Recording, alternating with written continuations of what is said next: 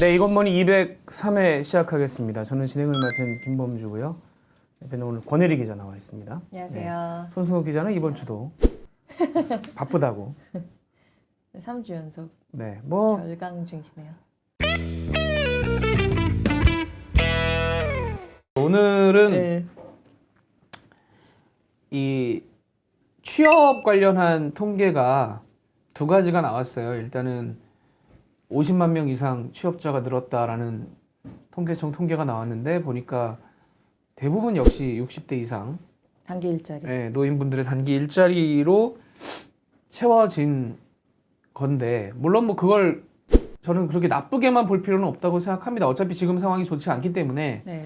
누구나 인정을 하는 거니까 정부가 재정을 풀어서라도 특히나 소득이 떨어져 있는 노령층에 지원하는 차원에서 노인들 일자리를 물론 그게 좀 성과가 있는 일자리들이어야겠죠. 급하게 만들다 보니까 옛날에 저희가 보도를 했던 예를 들면 뭐 빈 강의실 불 끄기 같은 네. 그런 좀 말도 안 되는 일자리 말고 실제로 정말 생산성이 있는 일자리를 뭐 만들 수만 있다면은 노인 일자리 만드는 거에 대해서 우리가 부정하거나 나쁘게 생각할 필요는 없다고 생각합니다. 그거는 현실이 그러니까. 근데 또 하나가 조금 걱정스러운 흐름이 박사 학위를 받은 사람 중에 4분의 1이 실업자다라는 네. 게 같이 나왔어요, 지금.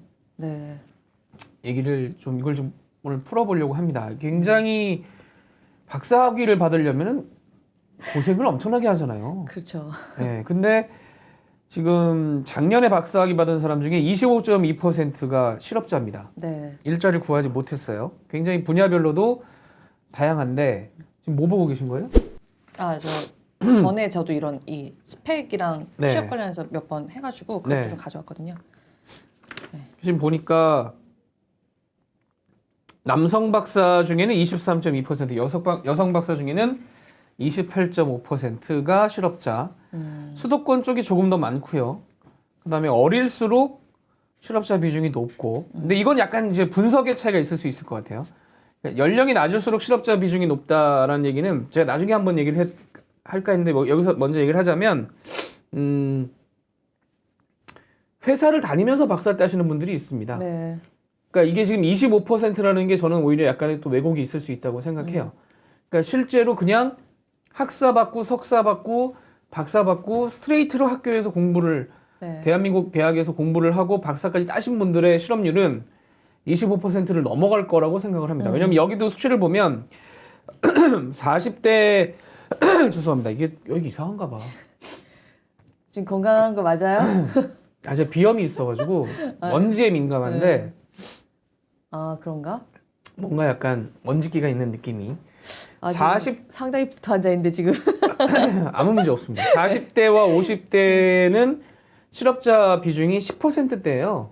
네. 그리고 30대 미만은 38.5%, 30에서 34세가 36.6%. 그러니까 네.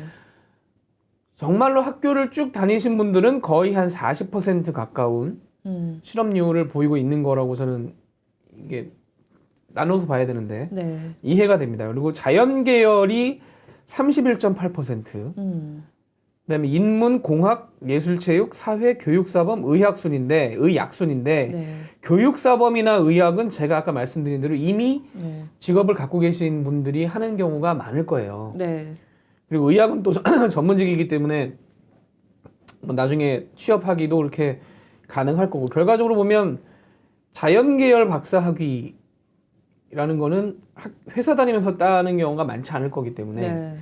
31.8%. 그러니까 기초과학 같은 거 공부하시는 분들은 실업률이 더 높다라는 그렇죠.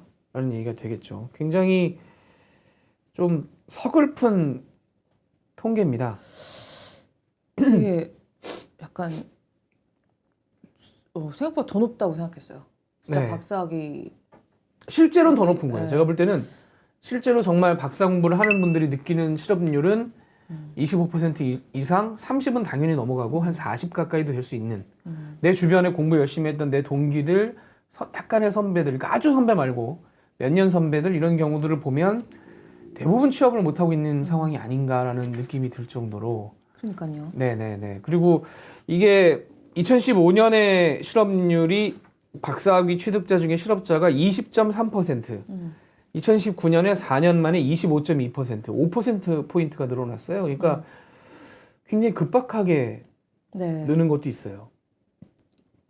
이게 지금 권혜리 기자도 아침에 친절한 경제에서 다뤘다고 하던데 네. 첫 번째 원인은 어쨌든 국제적으로나 정부 쪽에서 파트에서 보는 건 고스펙. 네. 그러니까 이게 크게 두 가지 방향인 네. 것 같아요. 뭐 같은 얘기일 수도 있겠지만 하나는 그러니까 산업의 구조에 비해서 사실 고스펙. 그러니까 이게 사실 굉장히 얘기가 좀 이게 뭐냐면 예를 들면 비율적으로요. 아주 간단하게 말해서 내가 대학원을 가려면 100원을 써야 되고 네. 대학까지 가려면 50원을 써야 되고 고등학교까지 가려면 30원만 쓰면 된다. 근데 그것과 비례해서 뭐 월급도 그 정도 된다. 초기에는 나중에는 조금 더 붙을 수도 있고 뭐이 정도면은 그렇게 얘기를 안 하는데 네. 문제는 예를 들면 내가 대학을 가려면 70원을 쓰고 대학원을까지 가려면 200원을 써야 되는데 네. 사실상 버는 돈의 차이는 나긴 나지만 10원, 20원, 30원 수준이다. 이렇게 되면 이제 이런 거는 오버스펙 상황이라고 얘기를 해야 되는 거잖아요. 네. 우리나라에 그런 상황이 사실상 좀 고착화되고 있는 게 최근 몇 년 동안에 최근 몇 년인 건 뭐 2, 3년 차이는 아니고요. 뭐 한 10년 뭐 이렇게 이렇게 보는 건데 그게 굉장히 좀 고착화되고 있다. 그리고 이렇게 그러니까는 이런 거죠. 내가 100원을 더 쓰는데 사실 더 벌 수 있는 돈은 한 10원, 20원 정도 사이. 근데 어쨌든 그래도 그 10원, 20원을 생각해서 이 100원을 포기하지 못하는 상태의 사람들이 너무 많은 약간 그런 구조가 보이고 있더라고요, 우리나라에서. 이게 조금 더 네. 아마 분석을 해봐야 될 거예요. 네. 몇 년 사이에 급박하게 바뀌고 있는 현실 상황이기 때문에 네네. 조금 더 쪼개서 들어가 볼 필요가 있는데 네. 제 생각입니다. 이거는 네. 뭐 그냥 어떤 과학적 근거, 어떤 통계적 근거가 있어서 말씀드리는 게 아니라 네. 이제 과잉 스펙이 발생한 이유가 뭐냐, 왜 이렇게까지 박사학위를 땄는데도 일자리를 구하기 힘들어진 거냐라는 게 한 네. 5년 전에 몇 번 여기서 말씀드렸던 건데 교대 나오고 네. 뭐 혹은 교육 쪽 전공하신 분들이 교사 되기 힘들어진 상황과 맞아요. 저는 상당히 오버랩되는 네, 부분이 그것도 있다고 있어요. 생각해요. 그때만 해도 한 10년 전만 해도 조금 공부 잘한다 하는 친구들 교대 가라고 하는 부모님들이 많았고 그래서 이제 서울시 교육청이 그 교사 임용폭을 확 줄여버렸을 때 한 대기업 임원이 서울시 교육청 기자실에 뛰어들어와서 이제 소리를 막 치면서 아 진짜. 우리 딸이 어떻게 공부를 해서 여기를 갔는데 이게 뭐 하는 짓이냐고, 당신들은 뭐 이런 걸 왜 보도를 안 하고 있냐 막 이렇게 그랬대요. 네, 그랬었는데 제 인구 구조에 말씀드리면서 제가 한번 말씀드렸던 것 같아요. 네. 그 얘기를. 근데 왜 그게 이제 상징적이냐면 인구 구조가 그렇게 많이 바뀌어서 예를 들면 지금 요새도 2015년인가 태어난 애들이 42만 명인가 그러는데 올해가 30만 명 네. 혹은 그 이하, 그러니까 3, 4년 사이에 12만 명이 줄어드는 상황이 발생하면 아직 작년 전체 통계 안 나왔죠? 안 나왔을 거예요. 안 나왔죠. 그거 이제 30이 깨질 수도 있다. 작년도 깨질 수 있고 올해는 더 내려갈 수 네. 있다면 3, 4년 만에 10만 명 이상의 아이가 줄어든다는 거는 맞아요. 전체 시장의 3분의 1이 줄어든다는 그쵸. 얘기인데, 그러니까 그때도 마찬가지거든요. 그렇게 쭉쭉 줄어드는 상황이 눈에 보이는데 교육청에서 학생을 더 뽑을 수는 없죠. 근데 이미 몇 년 전부터 안 뽑을 거라는 시그널을 정부 파트에서는 여러 가지 보고서를 가지고 냈었단 말이에요. 네. 그걸 이제 뭐 보도를 잘 안 한 측면도 물론 있겠지만 어쨌거나 이 대기업 임원이라고 하는, 어떻게 보면 현장에서 열심히 활동을 하고 있는 사람 눈에도 잘 보이지가 않아서 결국 그 공부 잘하는 아이를 교대를 보냈다가 안 되게 생겼으니까 와서 이제 와서 이렇게 하는 어떤 그런 현상과 비슷하게 굉장히 빠르게 바뀌고 있는데 상황 자체가 맞아요. 이 심해요. 교육의 어떤 시스템 자체가 그 기존에 있는 분들에 맞춰져 있는 측면이 있잖아요. 맞아요. 전공한 교수가 이 교수가 많고 뭐 옛날에 이걸 하는 사람들이 많으니까 거기에 뭐 박사과정 TO도 그쪽에 많을 거고 뭔가 교육과정도 거기 맞춰져 있는데 몇 년 사이에 정말 제가 느끼기에도 특히나 AI나 뭐 인공지능 혹은 자율주행 뭐 이런 쪽으로 대기업들의 포션이 확 옮겨왔단 말이에요. 맞아요. 이런 어떤 기계나 이쪽 중장비, 중공업 쪽에서 맞아요. 어떤 빠져가지고 네. 컴퓨터 사이언스 쪽으로 굉장히 많이 빨리 넘어왔는데 어떻게 보면 굉장히 지금 급격해요. 박사님 분들이 10년 넘게 특히 자연과학이면 10년 가까이 공부를 그 분야를 했는데 딱 끝내고 나와서 보니 세상이 바뀌었네? 맞아요. 약간 그런 느낌이 일단 교대. 이게 사실 얼마 전에 교육부에서도 그 작년에 대학 졸업자들의 전체적인 취업 상황을 그 재작년이랑 비교해서 저기 개괄적인 자료를 낸 게 있었거든요. 제가 그것도 아침에 친정경제 했었는데 네. 교대는 2016년에 취업률이 84.5%인데요. 네. 2019년이잖아요, 작년이. 60%로 뚝 떨어져요. 그러니까요. 그러니까 이게 그 정도로까지 3년 만에 팍팍팍 떨어진 분야는 딱 거기밖에 없어요. 60%대면 거의 뭐 인문대나 이런 데랑 크게 차이가 별로 없어요. 다른 그냥 평범한 인문대. 60%면 심각한 거죠. 네. 그 교대를 그렇게 생각하고 가지 않았습니까? 60%가 60%대인데 일반적인 네. 대학을 네. 갈 때는 우리 취업 어려워라고 생각하고 처음부터 들어갔겠지만 네. 저분들이 60%대가 될 거라고 생각하고 처음에 대학을 고르진 않았을 거란 그러니까요. 말이에요. 그러니까 충격이 더 크겠죠. 2016년에 취업률 84.5%일 때 1학년 된 사람들이 졸업할 때 되니까 이건 우리 선배들 그게 아닌데? 이렇게 돼버리는. 저 되게 굉장히 이거 전에 친경을 썼었는데 전에 근데 재미있는 연구를 한 분이 있었어요. 네. 그 고용노동부 차관도 진행 고영선 지금 KDI 선임연구원이 작년 네. 말에 발표한 자료인데요. 우리나라의 임금 격차가 어떻게 변해하는지를 봤는데 저는 굉장히 좀 볼만한 게 있다고 생각했던 게 네네. 일단 80년대까지는 사실 이 학력 차로 인한 임금 격차나 실업률 격차 같은 게 훨씬 적었어요. 다시 그렇죠. 말해서 네. 고등학교만 졸업해도 갈 곳이 많고 네. 그때 좀 중화학이 발전하고 무엇보다 우리 경제가 성장기였기 때문에 그때 이제 고졸로 어디 들어가서 열심히 일을 하면 나중에는 대졸자들하고도 이 격차가 임금 격차가 줄고 뭐 자식들 키우고 하는데 크게 어려움이 없는 그런 사회 구조였다는 거죠. 고도 성장기였고 중화학 발전하던 시절이니까. 그러고 그 다음에는 대졸자의 수요라든가 대졸자의 임금 수준이 확 좋은 거가 2000년대 초반까지예요. 그때는 이제 우리나라가 사무직이 발전을 하고 뭐 IT 쪽으로도 2000년대 네. 초반까지 이제 발전을 하니까 한마디로 사무직과 좀 고도 서비스업 이런 것들의 수요가 늘어날 테니까 그때는 대졸자들 수요가 늘면서 그때 이제 고졸이랑 격차가 확 벌어진 거예요. 그러면서 이제 우리나라 사람들이 내가 자식들 대학을 보내보니 확실히 애들이 대우도 더 잘 받고 돈도 더 잘 버는구나 하면서 더더욱 대학을 열심히 보내시죠. 사실 우리나라가 OECD 국가 중에서도 대졸자가 가장 많아요. 근데 이제 그게 사실 공부를 하지 말라고 할 수는 절대로 없는 거고 그쵸. 학력은 뭐 높으면 많이 배우면 좋은 건데 우리나라가 이제 거의 대학 대졸자가 70%거든요. 이거는 뭐 기능대학이라든가 뭐 여러 가지 다 포함해서 그런데 사실 이 정도 수준 되는 나라가 거의 없어요. 그래서 사실 교육비도 굉장히 많이 쓰고 공부를 오래 하는 그런 사회인데 그 다음에 2008년 9년 정도부터 사실 미국이랑 비슷한 모습을 보이는데 대학 졸업자가 많아지는데 고졸자 대비해서 대졸자 수요가 더 늘어나는 변동성의 그게 0%라는 거예요.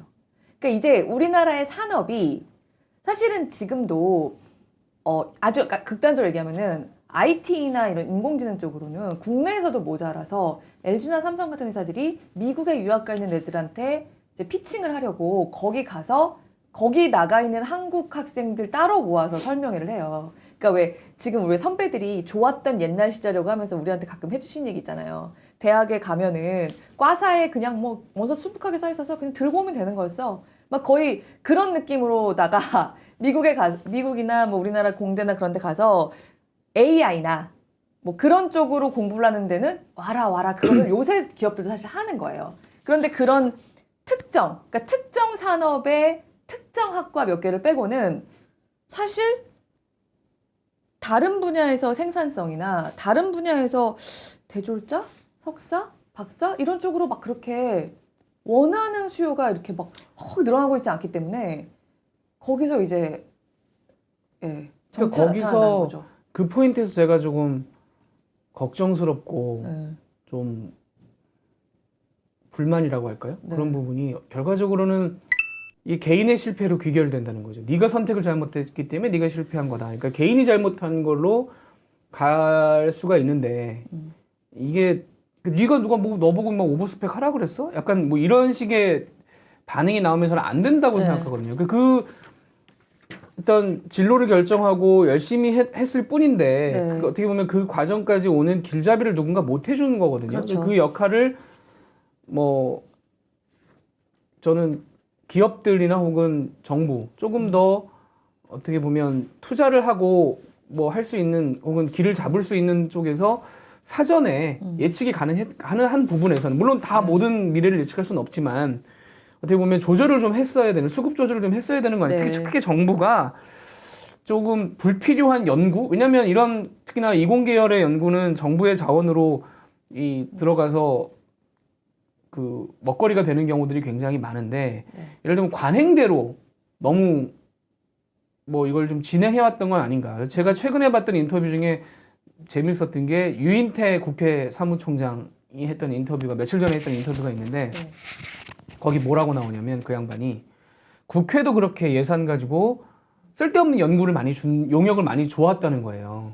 먹여 살려야 되는 어떤 그런 눈에 보이는 것들이 있어서 자기가 들어오자마자 그걸 끊었는데 굉장히 반발이 심했다. 안 해도 되는데 근데 왜 하냐 이걸 예산 들여서. 그 양반이 약간 그런 양반이잖아요. 그러니까 약간 원리 원칙 네. 되게 좀 그러니까 민주당 소속인데도 민주당도 까고 뭐 이렇게 굉장히 뭐랄까 자유로운 영혼. 네. 그러니까 오히려 들어볼 만한 구석이 많은 저는 얘기라고 생각하는데 그분이 그 얘기를 하시더라고요. 근데 과연 대한민국의 연구개발비는 그렇게 집행이 되지 않았는가? 그러니까 솔직히 말하면 안 해야 되는 하지 않아야 될 부분들에 오히려 관행대로 집행을 하면서 그쪽에 인력을 키우고 오히려 그런 부작용을 일으킨 건 아닌가? 그런 고민을 좀 하게 되더라고요. 그런 점에서 최근에 그 유튜브에 보면 이 영상 한번 혹시 보신 좀 시간이 있는 분들은 저는 제 의견하고 상당히 제가 그동안 이건머니 들으셨던 분들이 아시겠지만 제가 얘기했던 것과 상당히 일치하는 내용을 말씀을 하고 계셔서 저는 되게 재밌게 봤는데 그 메가스터디의 손주은 회장이 아, 네네. 2020년 사교육계 수장인 손주은이 말하는 앞으로 대한민국의 미래라는 30분짜리 동영상이 있습니다. 아, 근데 그래요? 저는 굉장히 재밌게 봤어요. 한번 그러니까 봐야겠다. 음, 뭐라 그래요? 궁금하다. 뭐 핵심은 이겁니다. 그러니까 아버지 어머니 때처럼 네.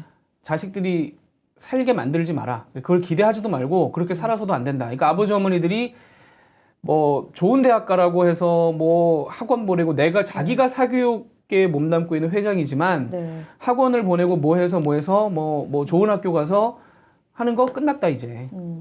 그렇게 애들 보내지 마라.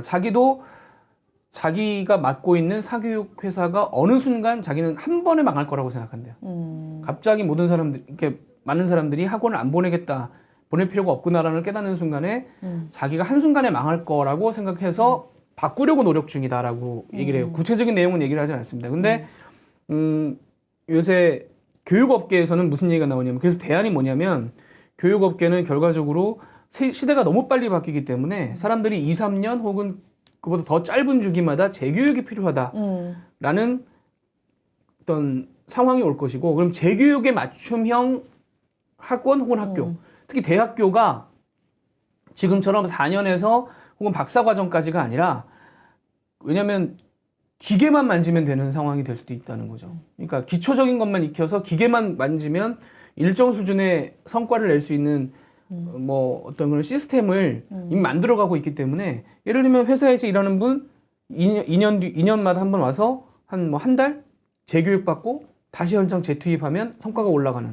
뭔가 이런 시스템으로 갈 거기 때문에 이렇게 장기 교육이 아니라 단기 교육, 단기 속성 요령 교육 이쪽으로 이제 대학도 탈바꿈할 것이다 혹은 학원도 탈바꿈할 것이다라고 보는 분들이 많아요. 그래서 거기에 맞춰서 대학도 지금 같은 학위 체제가 아니라 그런 재교육 체제로 빨리 바뀌어야 된다라고 주장하시는 분들이 있습니다. 근데 손주은 회장은 정확하게 어떤 포지션인지 모르겠어요. 그 부분에 있어서는. 근데 이 동영상에서는 어쨌든 대한민국 인구 구조에 대한 인구 구조가 심각하게 바뀌고 있다. 여러분들의 아이가 크면 한 명을 부양해야 되는. 그러니까 100만 원을 벌어서 50만 원을 떼서 누군가를 줘서 부양을 해야 되는 시대가 올 건데 그렇게 살 수 있겠냐 애들이. 그거 가능하냐. 이민 가라. 막 그렇게 얘기하세요.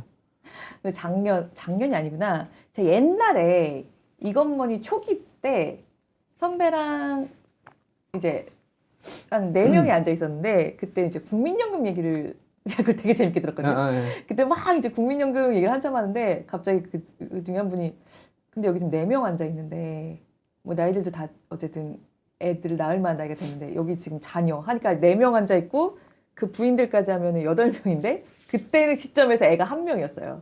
여기 8명 앉아 있는데 그래서 갑자기 얘기하다가 지금 빵 터지는 걸 저도 이제 나중에 들으면서 네, 네. 근데 그게 진짜 되게 일반적이잖아요. 일반적이 네. 됐죠. 그래서 저는 진짜, 어제 예. 이제 약간 좀 옆으로 새는데 문재인 대통령이 어제 또 그 얘기를 꺼냈습니다. 네, 고용연장. 고용연장을 해야 된다는 얘기를 또 꺼냈어요. 네. 저는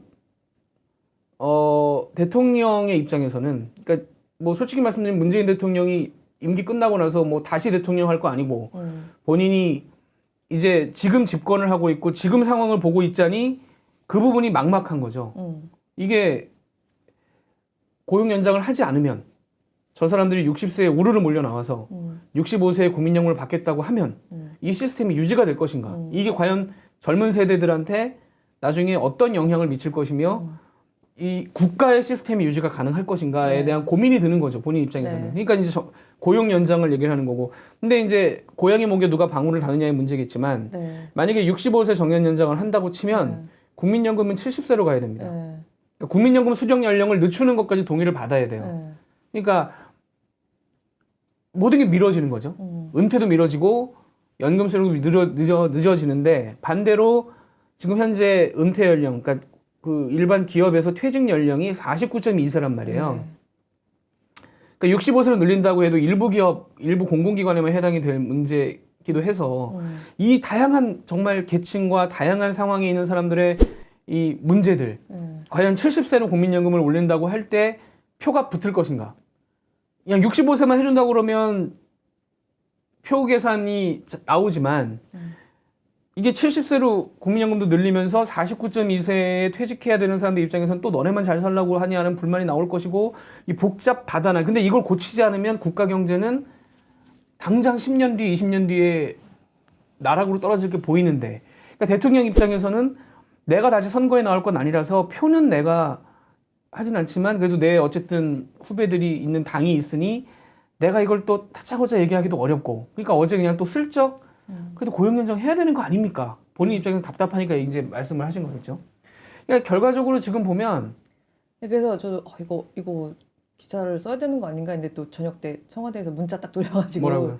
2022년 얘기다라고 그죠, 이제 그냥 대통령은- 원론적인 얘기다라고 대통령은 지금 예. 얘기라고 본인이 예. 얘기하기에는 예. 부담스럽죠. 예. 근데 저는 총선 끝나고 나면 그 얘기가 또 다시 나올 예. 수밖에 없는 상황이고 손준 회장이 이 30분짜리 동영상을 한번 저는 몇몇 분들한테 돌렸어요. 특히 이제 학원 열심히 아이들 보내고 있는 분들한테는 네. 보냈습니다. 이게 과연 유지 가능한 시스템이냐? 제가 애 때문에 이제 EBS를 가끔 보는데 근데 얘기했었나요? 수능 강의를 봤거든요. 아, 그거 왜 봐요? 아니 밤에 이제 네. 맥주 한잔 하려고 딱 들고 딱 틀었는데 수능 강의가 나온 거죠. EBS니까 맞춰져 있으니까. 난 칠판이 나면 그냥 돌릴 거야. 근데 저희 때랑 완전 다르더라고요. 아, 내용이. 어. 저걸 왜 배우지라는 그러니까 저는 학교 다닐 때도 고등학교 때도 저걸 왜 배우지 싶으면 책을 덮어버렸거든요. 네. 공부를 안 해버렸거든요. 네. 저도 그랬는데. 근데 이건 더 심해요. 제가 정말 좋아하는 게 심해요? 세계사인데 이게 동북아 지도를 딱 그려놓고 일본에 이렇게 사진을 하나 붙여놓고 같은 시대에 다른 나라에서 벌어진 것을 뭐 연관된 것을 골라보시라는 그런 문제인데 일본에 있는 사진이 도자기 사진이에요. 조문톡이래요. 몇 세기랍니다. 그게 몇 세기 때 한국과 일본, 중국에서는 무슨 일이 있었나라는 걸 물어보는데 정말 저걸 왜 물어보지? 라는 굉장히 깨알 문제구나. 근데 그런 것까지 공부를 해야 되는 거죠. 변별력을 따지는 네. 차원이 돼버렸으니까. 근데 보면서 드는 생각이 저 사진 긁어가지고 진짜 지금도 가능하지만 특히나 몇 년 뒤면은 구글이 다 풀어줄 텐데 그 저 지식을 쌓는 것이 과연 저 아이들에게 대학을 가는 것 이외에 그 이후에 도대체 무슨 의미가 있지?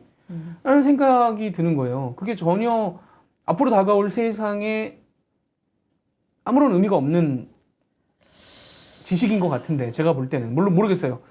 그 전공을 하거나 전문적으로 생각하시는 분들한테는 그게 굉장히 너 그럼 무식한 소리 하지 마라고 얘기할지 모르겠지만 제가 전 세계사 좋아하는 입장에서도 뭔가 교훈이 있어야죠. 그러니까 그걸 보고 지금 저렇게 하면 안 된다, 이렇게 해야 된다라든가 뭔가 과거와 미래의 대화여야 되는 역사인데 단편 지식을 외우냐 안 외우냐를 가지고 아직까지 따지고 있는데 저게 과연 5년 뒤, 10년 뒤에 AI가 나오고 자율주행이 되고 뭐 수소 사회가 되고 뭔가 이렇게 확 혁신적으로 바뀌는 사회에서 조문토기가 저게 나오는 것이 과연 아이들에게 적합한가라는 근본적인 질문을 갖게 되더라고요. 손주은 회장 동영상과 연관 지어 볼 때 뭔가 대한민국의 교육이라는 것이 과거 시스템에 너무 맞춰져서 혹은 과거 시스템에 적응한 어른들의 시각에 맞춰져서 너무나 비생산적인 좀 과정을 겪고 있는 건 아닌가. 지금 박사 과정이나 석사 과정에서의 실험률이 높아지는 것도 결과적으로 저는 그런 측면이 있다고 봐요. 이런 걸 왜 나중에 기업의 측면에서나 사회에서 활용하려고 하는 측면에서 보면 이걸 왜 배워서 도대체 라고 하는 것들을 계속 가르치고 있는 게 아닌가. 네, 너무 어려운 문제인 것 같아요, 진짜. 아니 그러니까 하던 대로 하는 거에서 벗어나기가 되게 어려운 것 같아요. 하던 대로 하는 거에서 벗어나기. 누군가 네. 표 떨어질 각오를 하고 욕먹을 각오를 하고 때려 부숴야죠. 근데 분명히 국가 이번에 작년인가요? 국가연구기금 총괄 관리하시는 분 인터뷰를 제가 그래서 봤는데 그분이 그걸 하겠다고 분명히 인터뷰에서 했는데 누구나 그렇게 얘기하겠죠. 개혁하겠다. 과연 그런가? 저는 아니라고 봐요. 지금도 보면 굉장히 그 연구계에서 나오는 뭐 얘기들을 들어보면 그런 얘기들을 합니다. 그냥 굉장히 단기, 그러니까 중장기 연구 과제도 아니고 국가 돈이 들어가는 게 단기에 이게 무슨 의미가 있지 싶은 거에 굉장히 이게 푹 뿌려지는 경우가 많다고. 근데 사실 이게 제가 그냥 딱 얘기를 들었을 때 저 굉장히 동감하긴 하는데 이게 너무 그러니까 그냥 두자는 게 아니라 사회적인 합의가 이루어지기가 되게 힘든 부분들이 있어요. 예를 들면 사실 약간 서술형 시험은 좀 없어지고 수능으로 바뀌면서 대신에 뭐 이제 학종 나오고 이런 것들이 결국은 전인격적이고 본인이 스스로 알아서 생각하고 문제 해결 능력이 있는 인재가 대학을 가도록 하자라는 원칙이 있었던 거잖아요. 네. 그런데 그거에 대해서 사람들이 약간 신뢰하지 않고 결국은 부모가 잘 뒷받침해줘야 학종도 된다. 뭐 이런 식의 생각이 퍼져 있는 상태에서는 사실 그 선배가 말한 것 같은 조문토끼 1번과 뭘 맞춰서 짝대기 그어가지고 3번이 답. 요런 거를 벗어나기가 참 힘든 구조가 있고 그 과잉 스펙 상황 같은 경우도 사실 OECD에서는 한국이 되게 과잉 스펙이 심하다. OECD 안에서 굉장히 심하다라고 사실 보고서를 낸 거를 제가 아침에 한 거예요. 근데 그거에 대해서 이제 OECD의 해답은 중학교 때부터 너 뭐 하고 싶냐 좀 물어봐서 그다음 중학교 때부터 교육 좀 약간 갈래를 잡고 고등학교 때도 직업 훈련 시켜서 그러니까 그건 정말 OECD의 생각인 거예요. 우리나라처럼 대졸자가 70%가 안 되는 그런 데가 더 익숙한 그곳에서는 아니 니네는 어렸을 때 애들이 어디를 가고 싶은지 어디를 갈지 제대로 가이드를 안 해줘서 걔네들이 다 대학을 가는 거 아니야? 그렇게 안 하면 되잖아. 근데 사실 우리나라 안에 들어와서는 예를 들어서 당장 무형의 차별 같은 거 있잖아요. 예를 들면은 그렇죠. 고등학교만 나왔다고 했을 때 결혼 시장에서 아니 뭐 무형만 있나요? 뭐 여러 가지로 그다음에 아까 선배 말했지만 단기적인 재교육 사실 그게 되게 세계적인 트렌드이기도 하거든요. 뭐 얼마 전에 그러니까 지금 미국에서도 그런 얘기를 정부 차원에서 되게 많이 하고 욕도 많이 먹었지만 이방카 트럼프가 이번에 CES에 와서 했던 기조연설의 테마가 딱 그거였어요. 회사들 직원들 뽑아서 재교육을 계속해서 니들이 원하는 수준의 일을 할 수 있도록 니네 회사 들어와서 일을 하고 있는 사람들한테 단기 재교육 계속 시켜라 라는 부분. 그렇게 해서 이 사람들이 계속 노동시장에서 더 발전하는 사람들이 되도록 해라. 사실 그거는 지금처럼 빠르게 발전하는 세상에서는 지금 말하자면은 막 원서를 마음대로 골라간다는 AI 인재도 5년짜리일 수 있는 거죠. 재교육이 이루어지지 않고 단기적으로 계속 업그레이드가 되지 않는 상태에서는.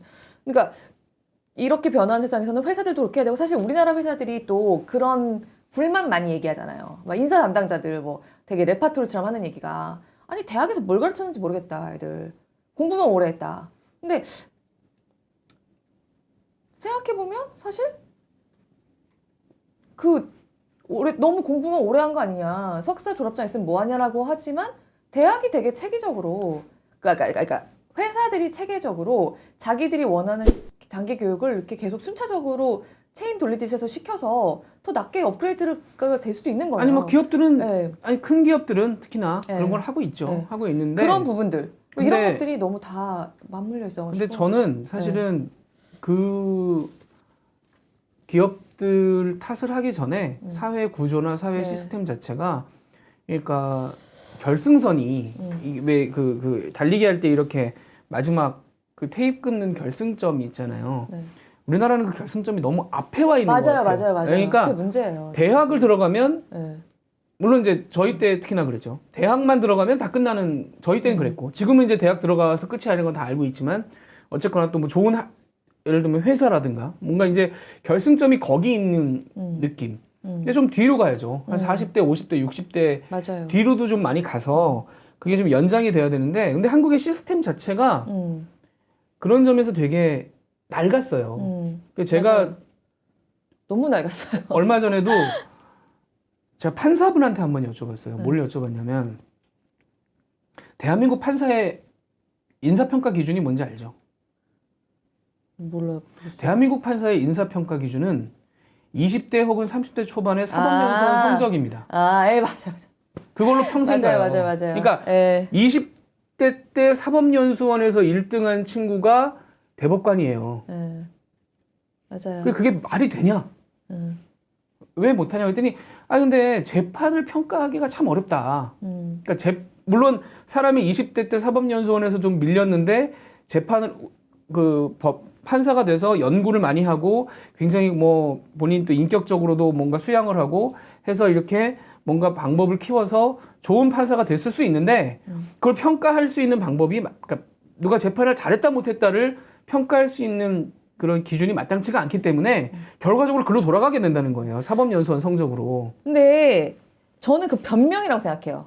아니 그러니까 뭐 그 변명이든 뭐든. 그러니까 어려울 수 있다는 거는 저는 10분 공감하는데 어려우니까라고 하면서 사실은 그쪽으로 더 고민을 안 해온 것도 분명히 있을 거라고 생각해요. 아니 뭐 그렇겠죠. 네. 뭐 그러니까 저는 변명이든 뭐든 그 현상이란 말이죠. 그러니까 그게 과연 들으면 띵하죠. 야 20대 근데 때 솔직히 성적 가지고. 판사뿐만이 아니라 근데 제 말이 그 말이에요. 네. 그러니까 그게 굉장히 판사들이 도드라지는 측면이 있는 거지. 네. 대한민국의 다른 직역, 다른 직업들 혹은 다른 분야는 안 그런가. 저는 솔직히 지난 10년 동안 제가 가장 많이 느낀 것 중에 하나가 그래도 돈으로 바로 결부되는 곳, 예를 들면 기업 이런 데들은 그런 게 많이 없어지긴 했어요. 그러니까 실적으로 일단 들어온 다음에 실적으로 어쨌든 돈으로 이게 결부되는 곳들 그리고 기업도 기업 나름이에요. 기업 나름인데 네. 이제 좀 그래도 안 그런 빨리빨리 기업들도 많아요. 돈과 이제 돈과 실적이 바로바로 이렇게 돈으로 연결되는 그런 곳들은 그래도 전보다는 많이 그런 것이 타파가 됐다. 뭐 예전하고 그런- 비교하자면. 예. 그런데 흔히 우리나라 사람들이 생각하는 안정적이고 조금 약간 관이라든가 약간 격식이 갖춰진 그런 직업일수록 진짜 20살 때 그걸로 평생을 가는 데가 너무 많은 거예요. 많죠. 네. 그리고 그거에 대해서 당연하게 생각하고 아예 처음부터 조금 그러니까 저는 이렇게 진짜 이런 얘기는 참 굉장히 민감하긴 한데 예를 들면 뭐 어떤 부처다 그러면 사실은 어마어마하게 우리나라 전체적으로 봤을 때는 굉장히 스펙이 좋은 학교를 나왔는데 딱 그 부처에서 선호하는 학교와 과 여기서 벗어나면 그 안에 깨알같이 레이어가 있어서 사실은 그 차별을 뛰어넘기도 힘들다라는 거 호소하는 사람들 많은데 사실 그게 뻥이 아니에요. 그게 제가 그거 어떻게 보면 20살 때 딱 자기가 선점해 놓은 그걸로 사실 콘크리트 딱 만들어가지고 배제하면서 그냥 걸어가는 그런 식으로 일하거나 작동하고 있는 곳들이 우리나라에 유명하거나 한 자리 한 자리 되게 너무 많은 거예요. 제가 진짜. 한 네. 부처에 네. 차관을 하신 분이 네. 퇴임 직후에 이제 이제 저녁 자리가 있었어요 그분하고. 그래서 이제 뭐 이런저런 얘기를 차관이면 어쨌든 그 부처에서 뭐 30년 넘게 일하신 분이고 인정을 받으신 분이잖아요. 그분하고 이제 얘기를 하는데 뭐 이런저런 얘기를 하다가 그분이 그러는 거예요. 그 인사가 나면 프로필 기사가 나오지 않냐. 근데 나는 내 프로필 기사에 한 가지 상당히 좀 넣어줬으면 좋겠는데 아무도 안 넣은 내용이 있대요. 그래서 뭐요? 그랬더니 우리 고등학교를 나와서 차관 이상을 한 사람은 나밖에 없다는 거예요. 그래서 그게 뭐예요? 그랬더니 그거 얼마나 큰 건지 알아? 그러니까 어느 고등학교를 나왔느냐를 가지고 방금 권혜리 기자가 얘기한 그러니까 대학과 과도 있지만 어느 고등학교를 나왔느냐를 가지고 밀고 땡기고 혹은 뭐 거기서 뭘 해주고 뭐 이런 게 있는데 난 그런 거 하나 없이 여기까지 왔다는 거에 대해 너무나 자부심이 있고 그거 저 옛날 같으면 몰랐을 텐데 누군가 그걸 써주기를 바랬다는 거예요. 누군가 그걸 써주기를 바랬는데 아무도 거기까지는 생각을 못 하더라 라고 얘기를 하더라고요 그분이. 근데 약간 눈물이 맺힌 것 같기도 하고 그 말을 하면서 그러니까 본인은 그게 한이 맺힌 거예요. 그러니까 제가 어렸을 때는 진짜 그냥 멀리 그냥 그런 얘기를 듣기만 할 때는 아 그런가? 우리나라가 학벌주의 사회인가? 잘 몰랐어요 진짜로. 근데 이제 사회에 나와서 또 우리가 또 약간 기자 직업상 보잖아요. 예, 되게 보이니까. 다양하게 보니까요. 그러니까 이게 진짜 그나마 기업이 낫다라고 생각했던 게 그래도 돈으로 결부가 되고 그래도 이게 빨리빨리 이게 정말 100만 원, 200만 원 그냥 바로바로 솔직히 학교만 잘 나왔지 실적이 안 나온 애한테 맡겼다가는 내가 손해를 보는구나 이런 게 그래도 있는 데서는 이게 많이 근데 진짜 심하다라는 생각이 드는 곳들이 진짜 있었어요. 많이. 그러니까 지금 이제 오늘의 대화의 입구는 박사학위 고학력자들의 실업률이 올라간다라는 건데 제가 볼 때 이거는 저희가 지금까지 말한 것들의 어떤 종합적인 결과물이라고 저는 생각을 하고 이 박사학위를 지금 딴 20대 후반, 30대 초반 사람들의 전적인 잘못이 아니라고 저는 생각합니다. 물론 왜 선택했어라고 본인의 선택이기 때문에 뭐 아예 막 내 잘못이 100% 아니에요라고 말할 수는 없겠지만 저는 상당히 많은 부분은 이분들의 잘못이 아니다. 그리고 그거를 어쨌든 간에 깨부수지 못하면 이런 참 비용은 비용대로 들이고 성과는 얻지 못하는 결과가 계속 이어질 수밖에 없다. 네. 그리고 그게 국가적으로도 저는 굉장히 손해라고 생각을 하고요. 엄청 손해죠. 그리고 그냥 모르겠어요. 그러니까 그 방금 OECD가 얘기한 부분이 굉장히 이상적이긴 하지만 맞는 말이잖아요. 너 뭐 하고 싶니?라는 얘기를 중학생 때부터 누구에게도 들어보지 못하고 자란 분들이 사실은 굉장히 많잖아요. 뭐 하고 싶니가를 뭘 해야 된다라는 어떤 뭐 의사해, 변호사해, 뭐 이런 판사해, 뭐 이런 얘기를 듣고 자란 사람이 대부분이지. 너 뭐 하고 싶니라는 질문을 한국 사회가 지금까지 한국 사회를 만드느라 쌓아왔던 어떤 그 체계가 되게 굉장히 조금 무너지지 않으면 이제 내일이 없는 그런 날들이 점점 이렇게 데드라인이 가까워질 때 솔직히 그런 느낌이 약간 드는 게 있어요. 드는데 네, 그 고용 연장 같은 부분도 그게 되겠냐고요, 근데. 사실 그 70으로 넘기는 것도 있지만 그 이제 연금을 받기 시작한 나이를 70으로 넘기는 문제도 있지만 사실 저번에 그 2년 정년 연장 2년 늘었을 때도 이거는 지금 문화에서는 사실 조기 퇴직을 유도할 수가 있다. 왜냐하면 연공 서열 상황 같은 게 변하지 않는 상황. 그리고 사실 실제 그랬죠. 조기 퇴직을 오히려 유도한 면이 있다라고 지금 분석이 좀 나오고 있잖아요. 근데 그렇지 않으려면 일단 참 저번에도 한번 이런 얘기 나왔었지만 노동시장이 유연하란 말은 되게 듣기 싫지만 사실 좀 나이가 든 다음에도 좀 약간 새롭게 도전할 수 있는 분위기도 있을 수 있어야 되고 반대로 나이가 좀 들었다고 하더라도 꼭 내가 나이를 먹었으니까 이만큼 대로가 아니라 약간 좀 전문 영역 같은 거 찾아가면서 조금 임금이 낮아지거나 아니면은 누구 밑에서 일하는 것도 그렇게 어색하지 않은 상태가 돼야 되고 사실 제가 이제 되게 친한 친구가 미국에 사는데 우리나라에서 일을 하다가 뭐 남편이 미국에서 굉장히 하고 싶은 잡이 생겨서 가서 이제 거기서 원치 않게 경력 단절이 됐어요. 근데 그 상태로 좀 있다가 이제 공부를 하고 취직을 했는데 약간 미국 정부기관 쪽 그런 쪽에서 일을 하고 월급은 그렇게 많지 않지만 굉장히 직업 만족도가 높은 상태로 재미있게 일을 하고 있어요. 근데 이제 그 친구가 하는 얘기가 자기 나이에는 아무리 자기가 이렇게 공부를 미국 가서 하고 그랬어도 사실 이걸 가지고 한국 가서 얘는 그래도 한국에서 일을 안 하다 가는 게 아니에요. 한국에서 뭐 도저히 나이 하나만 가지고도 어디 뭐 할 게 그렇죠. 없다는 거예요. 근데 미국에서는 나이가 얘가 아직 신입이나 인턴을 하기에는 많지만 이러이러하고 내가 그 연봉이라든가 그런 거를 감수하고 내가 하겠다라고 하면 그거 가지고 그냥 처음부터 깎이진 않는 거예요. 근데 우리나라는 솔직히 말해서 예를 들면 인턴으로 뭐 이렇게 원서를 냈을 때 그 사람을 고용할 사람이 얘보다 나이가 어리면 일단 제끼잖아요, 솔직히. 불편하죠. 불편하니까. 사실은. 예. 근데 이제 그런 부분이 없는 거죠. 근데 그게 꼭 좋다, 아니다라고 말하기에는 우리나라는 워낙 이 장유유서라든가 나이에 따른 이런 게 굉장히 그 뿌리가 박혀 있는 나라니까 이게 하루아침에 없어지진 않겠지만 한 가지 확실한 거는 그런 분위기로 살기가 점점 어려워지는 세상은 되고 있다. 그러니까 그게 거.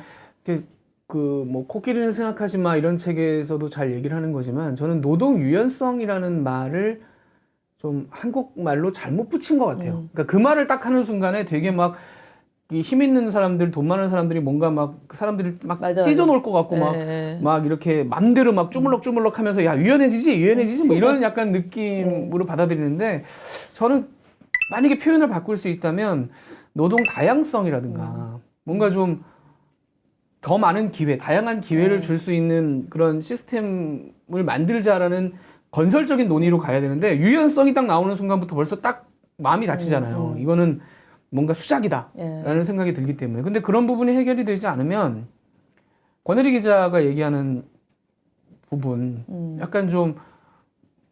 약간 뭔가 페이가 좀 줄어들고 지위가 낮아지더라도 내가 원하는 일, 나한테 맞는 일을 찾아서 내가 할 수 있다면 하겠다. 이런 사람들이 있단 말이에요. 근데 지금 말한 대로 나이가 일단 일반 회사에서 퇴직하고 나와서 50이 됐다고 치면 어떤 뭐가 있든 간에 어디든지 갈 수가 없으니까 한국의 실정은. 그리고 뭐 일단 신입들 요새 신입들이 신입으로 어디 들어가기 너무 힘들긴 하지만 신입들도 뭐 정말 26살만 돼도 여자애들 같은 경우에 26살만 돼도 이제 안 받아준대 이런 거. 그러면 내가 예를 들면은 뭐 이걸 뭘 시작을 해보려고 했는데 이거 내 길이 아닌 것 같아.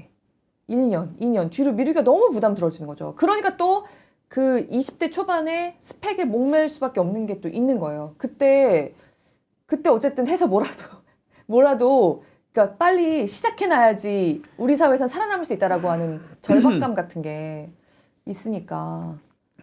하여튼 뭐 그런저런 사회적 문제들이 저는 좀 굉장히 몇 번 말씀드리지만 좀 크게 보고 크게 던지는 그런 좀 결국은 경제계는 이미 본인들이 생존 문제이기 때문에 빨리 바뀌는 거고 정책을 입안하고 정책을 추진하는 실제로 할 수 있는 정치권 같은 데서 좀 뭔가 새로운 아이디어들이 나오고 그런 바람이 좀 불었으면 좋겠는데 지금도 뭐 민주당이나 자유한국당에서 아직 구체적으로 뭐 이거다라고 하진 않았지만 공약들을 내놓는 걸 보면 정말 고민을 하나라는 생각이 예를 들면 민주당의 공공 와이파이 공약이 1번이었잖아요. 물론 이제 구체적으로 이게 1번입니다라고 얘기 내는 건 아니지만 제일 처음 내놨던 총선 공약이 공공 와이파이 확대인데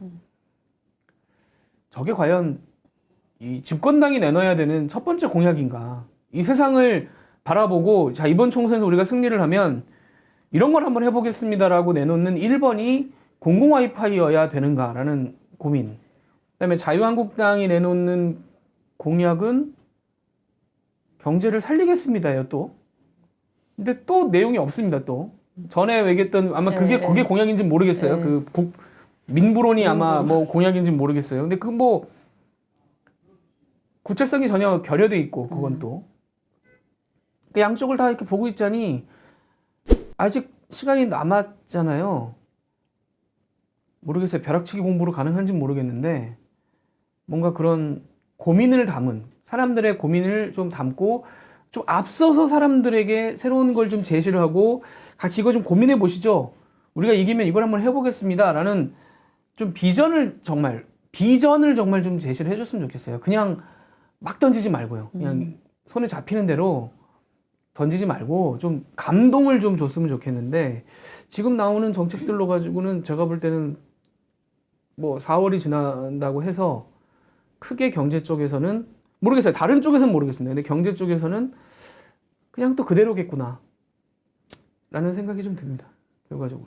이게 조만간에 우리가 이제 뭐 각 당들이 좀 공약을 내놓으면 공약 얘기도 좀 해봐야 될 것 같아요. 네. 이게 과연 어떤 의미가 있으며 어떤 영향이 있을 것인가. 근데 지금까지는 아직까지는 짚어볼 만한 공약은 크게 눈에 띄지는 사실 않습니다. 그래서 그런 거 저런 것들이 다 좀 안타까워요. 이렇게 표정이 어두워집니까? 아, 이제 좀 걱정돼서요. 야, 벌써 나이를 먹나 봐요. 나라 걱정이 돼요. 아니 사실 모르겠어요. 약간 사람이 자기가 취재하는 분야에 네. 아무래도 좀 경도되는 것도 있는데 사실 네. 제가 이번에 경제부 3번째인데 네. 경제부로 돌아온 게 3번째인데 작년과 올해에 가장 두드러지게 느끼는 거는 크게 2가지였어요. 저 같은 경우는. 네. 하나는 그러니까 우리나라는 어쩔 수 없이 수출을 먹고 살아야 되는 나라이긴 한데 그런 대외 변수에 우리가 얼마나 취약한 나라인가. 그게 작년에 같은 경우에는 미중 무역 전쟁 그리고 올해 같은 경우는 이제 신종 코로나 변수 같은 거 보면서 특히 이제 중국의 경제가 굉장히 묶여 있는 형태로. 우리나라는 중국이 성장할 때 그걸 묶여서 사실 잘 된 것도 있어요. 지난 10년 동안 그것 때문에 돈을 벌고 눈으로 보는 수치가 좋아지고 실제로 뭐 관광객들도 많이 오고 막 이런 것도 있는데 반대로 그쪽에서 문제가 생기기 시작했을 때 사실 우리가 얼마나 이게 취약할 수 있는가. 그리고 진짜 이제 산업 구조가 변하는 느낌이 확 들고 있는데 정말 우리 나라가 이 상황에 여기서 어떻게 보면은 반도체 같은 거 딱 잡아가지고 그 전에 산업 구조가 크게 변화할 때는 우리가 잘 올라탄 거예요. 그때.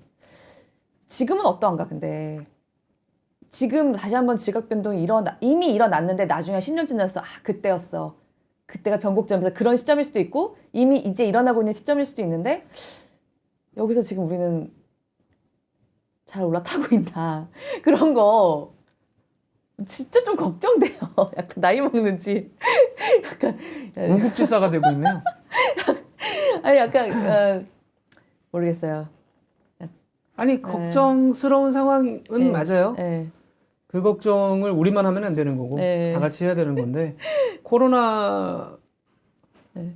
끝나고 나서 네. 빨리 좀 이건 좀 빨리 좀 접고 빨리 네네네. 정리를 깨끗하게 하고 뭔가 총선이 하나의 이런 게 계기잖아요. 네. 변화의 계기인데 네. 좀 잘 활용을 해서 좀 많은 좀 창의적인 아이디어를 뭐 정치권 자체가 안 된다면 영입을 한 뭐 예를 들면 카카오뱅크 하시던 분이 민주당에 갔어요. 뭐 네. 그분이 또 일성이 그런 거더라고요. 그런 걸 좀 해보겠다라는 뭔가 변화를 안에서부터 만들어 보겠다. 뭐 선거 때 먼저 기대를 해보는 게 그런 것들이 있죠. 새로운 아이디어나 새로운 성향을 가진 분들이 정치권에 들어가서 물론 한 명이 얼마나 많이 바꿀 수 있느냐라는 또 뭐 그런 부분도 있겠지만 어쨌든 뭐 씨알이 되고 미랄이 돼서 거기서 뭔가 퉁 터져가지고 네. 새로운 정책을 만들어내고 하는 좀 그런 계기가 될 수 있기를 좀 많이 기대를 해봅니다. 그러니까 좀 네.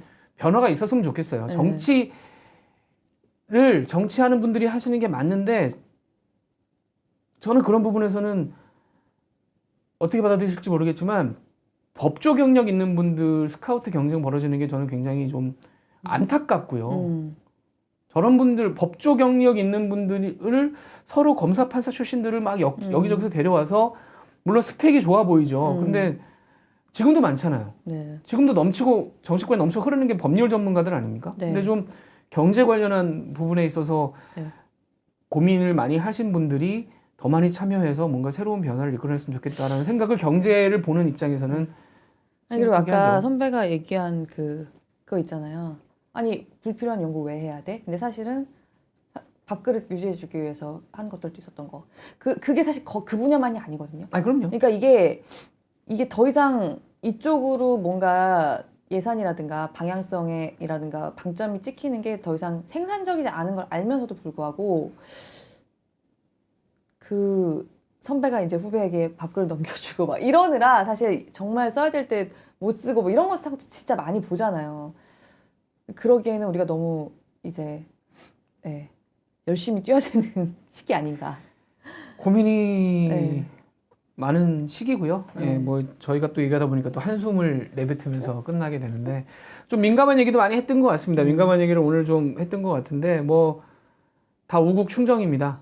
뭐 어떤 분이 댓글에 썼던 것처럼 안 되길 바라고 이런 거 아 진짜 아니에요 그런 그런 거. 것을 뭐 모르겠어요. 네. 저희가 뭐 100명이 있는데 100명이 다 아니다라고 네. 말씀은 네. 저희도 모르죠. 사람 속을 다 모르긴 한데 상당히 많은 사람들은 그런 생각보다는 모르겠어요. 그게 틀릴 수는 있죠. 이렇게 하는 것이 우리 사회와 우리 뭐 나라를 위해서 맞다라고 생각하고 했는데 그게 틀릴 수는 있겠지만 네. 어떤 그런 사심보다는 그런 생각을 갖고 던지는 부분들이 저는 더 많다고 생각하고 이 건도 저는 그런 뜻에서 말씀을 좀 많이 드렸습니다. 굉장히 아프더라고요. 이 20대 후반, 30대 초반에 정말 막 그 어려운 걸 다 해가지고 박사학위를 땄는데 눈 떠보니 받아주는 데가 없다.